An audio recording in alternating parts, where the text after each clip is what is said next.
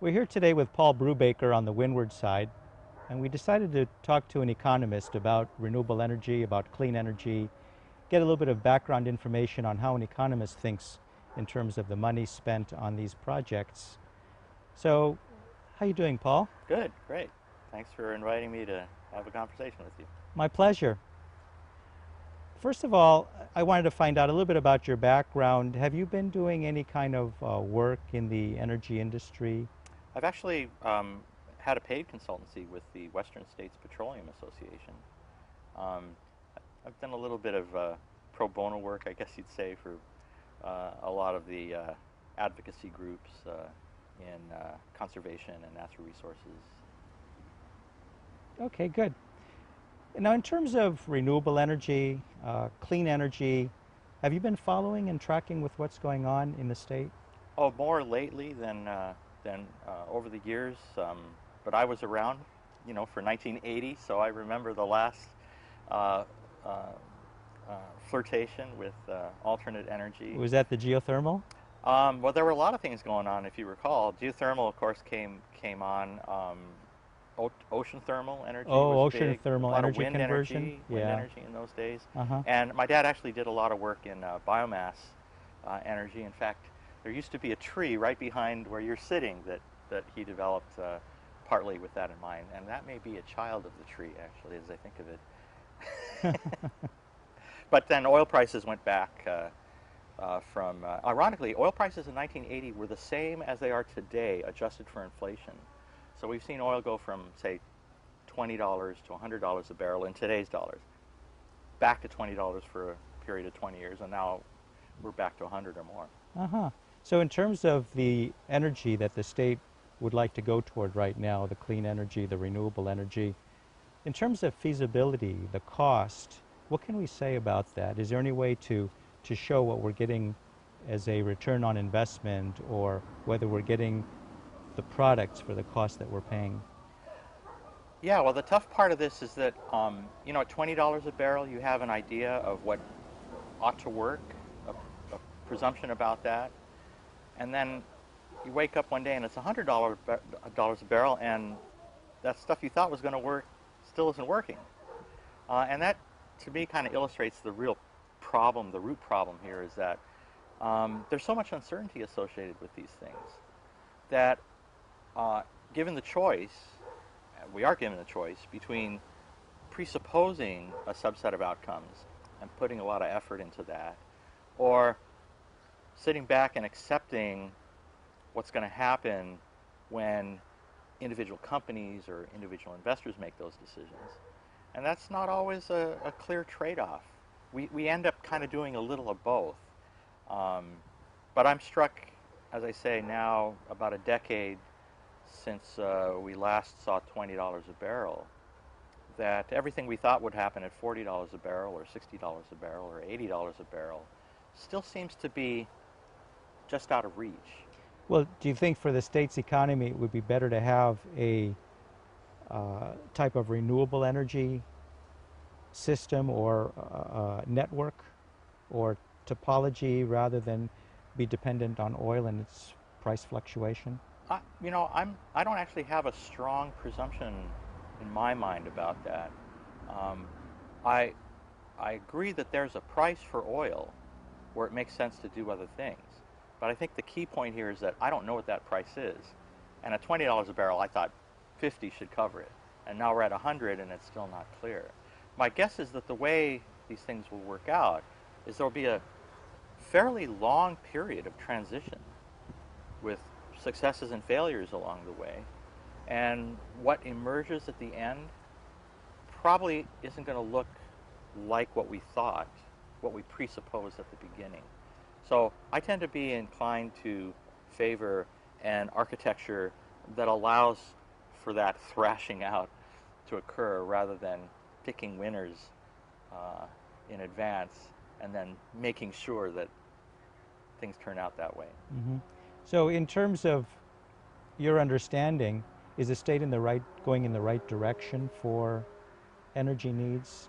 I think the general thrust of energy policy here in the state and nationwide towards exploring alternatives to carbon-based fuels I think generally that's a great idea, and I think as is true in a lot of areas where we're trying to uh, evolve economic activity to something that's more environmentally responsible, something that's more socially responsible, something that's more efficient. There's an important role for government, for example, in financing the R&D that goes on in these areas.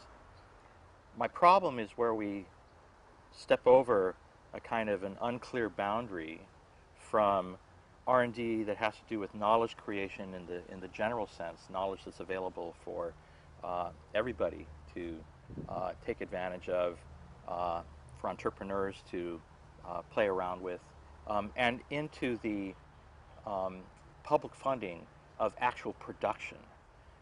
And there, through subsidization, for example, through tax credits. And there's a boundary, as I say, Well, what are where, your concerns about that well, particular for aspect? example, it's not clear to me why it's so obvious that the production of a particular group of renewable energy alternatives, the production should be funded by the government. Relative, why wouldn't we fund the production of plate lunch restaurants? I mean, I don't, I get that we have a common interest in renewables, but at the end of the day, they're going to have to pay for themselves.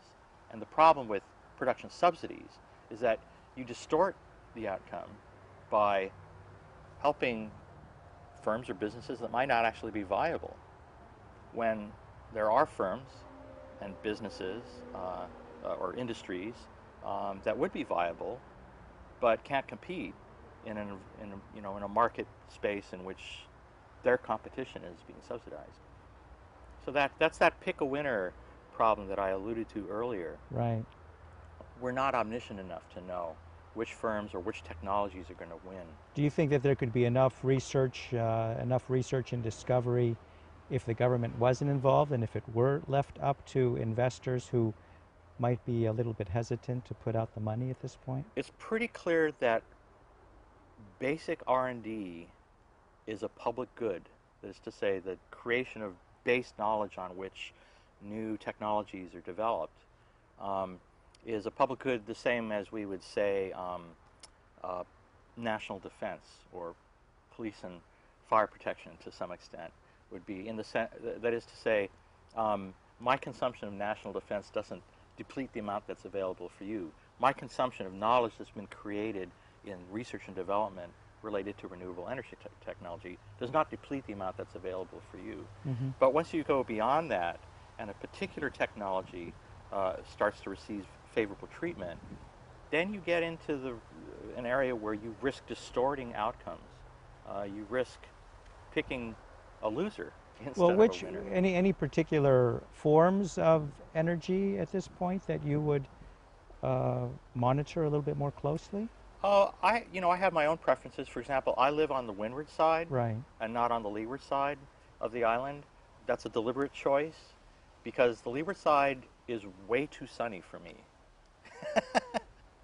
Now, it's not clear to me, for example, why people who make that choice ought to have a tax credit for cladding their roof with photovoltaic panels. Because I live on the windward side under trees, that technology is not going to be very effective. So that would be an example of where, yeah, I mean, it's Malcolm Mackay, whatever you want to talk about, right? Right. I'm a night person, not a day person, or that kind of thing. So those are really simple sorts of criteria you might have applied, but I don't think Well, we're then applying in that which particular forms case. of energy would you be more inclined Don't toward? get me wrong, I'm down with PV. I mean, if you put me in charge of it, I wouldn't put little installations on lots of small roofs. I would make massive arrays You know the that cost would of have. real estate in Hawaii, though, right? Yeah, but Costco's already there. Uh-huh. You see what I mean? Yeah. So generating another revenue stream for the roof of a large footprint commercial structure to me makes way more I sense. see. You see In what I other mean? words, large roofs. And yeah, I don't mean back in the day when at $20 a barrel, when we were still kind of playing around with these ideas, I remember spending a lot of time with Hawaiian Electric people talking about creating, answering the question, why aren't people investing in this technology? Well, maybe there's a financial solution to that problem, that they can't amortize its cost in a time frame that makes it viable. Well, a financial solution would be amortize it over a longer period, which that's what banks do, right? Get a 30-year loan for your house instead of a 5-year. In other words, based on the energy type, the amortization can vary? Well, no, that's a good idea too, by the way. But but actually, this is an important point because you need an environment, an architecture, let's say, for transitions to new technologies that allow for exactly this kind of experimentation and imagination and creative thinking. And some of them aren't going to work. Most of them aren't going to work. But the key here is not to presuppose the outcome. You asked if I have some favorites. Actually, I'm inclined to think that a relatively low-tech approach, which is just using biofuels, like I grow it, I burn it, is probably going to be an important interim step in a transition to the more sophisticated version of that, which involves a lot of chemistry that we actually haven't developed. So we don't know how to break down the cell structure to really get what we want out of biomass, but we will. It doesn't make any sense to me right now to sort of, it makes a lot of sense to me to do the R&D in that, but it doesn't make a lot of sense to me right now to pick a technology that we know is going to be evolving really rapidly and getting more and more efficient as we go along. What other form of energy would be realistic to you? Well, let's separate what I think is interesting from what I would On the finance recommend. side, since you're an economist, Yeah. let's take a look at it from that aspect. From an economic standpoint, what I would say is that we need, again, an architecture is like the way I like to put it, where what happens may not necessarily be presupposed, but almost certainly is going to involve some portfolio of renewables. I have my personal favorites, so I mean, I live on the windward side for a reason, and 6 tunnels and 12 lanes is only part of that. But the point is, it's partly about infrastructure, but it's also partly about it's cooler and there's wind, and so I think a lot about that. Now, I'm told that a lot of people just don't like big wind turbines in their backyard, and that's interesting to me because it illustrates, one of the many trade-offs that we face here. Right. I mean, we can go for technology, but then it has an aesthetic outcome that communities may not be happy with. Do we have an architecture other than sort of not in my backyard as a blanket rule? Do we have an architecture that allows for some of those alternatives to develop? Well, there's been a lot of planning and a lot of talk about putting it on my beach or away from my beach a little ways out in the ocean. I mean, that's another possibility. Yeah, well, and talk about controversy, right? To me, that one makes a lot of sense too.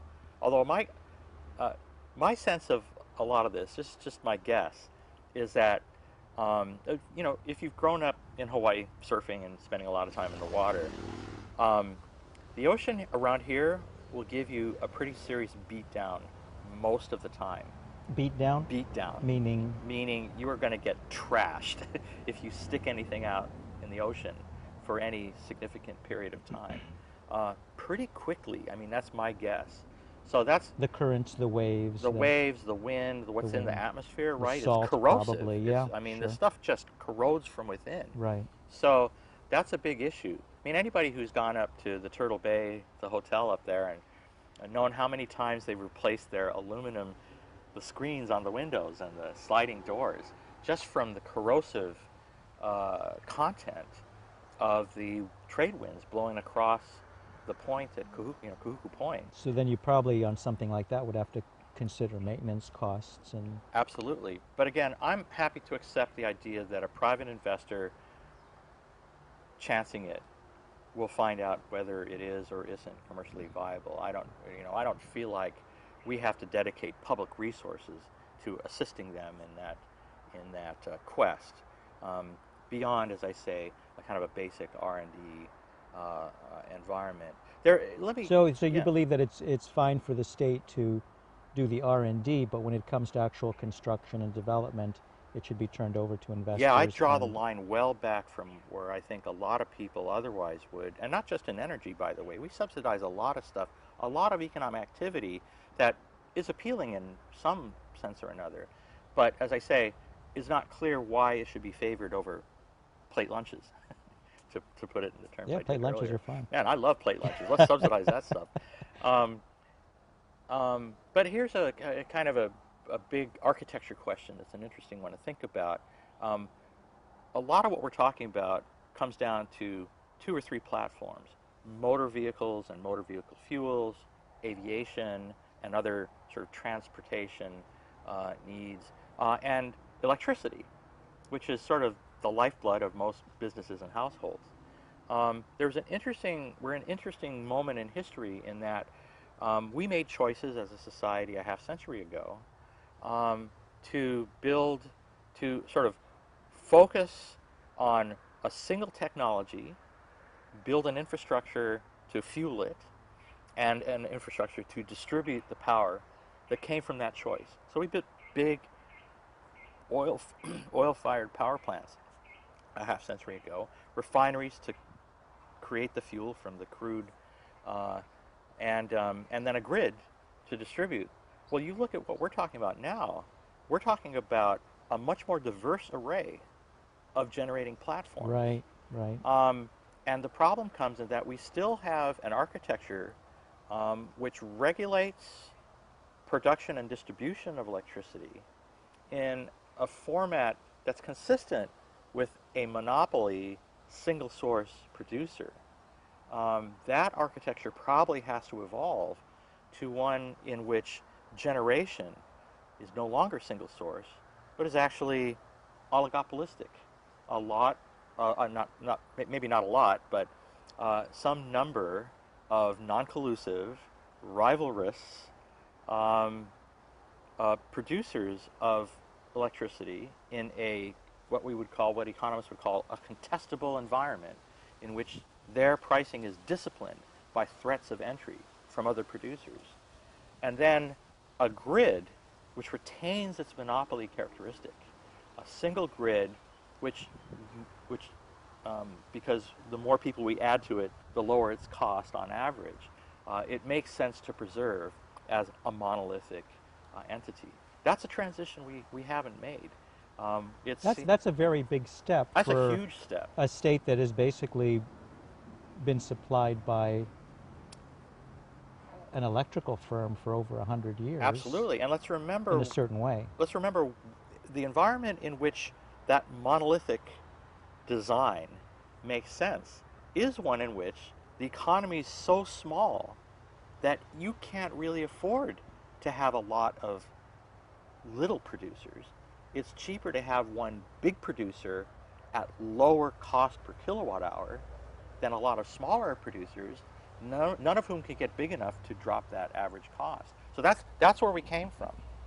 And the question is, on this island, does 1 million people do it?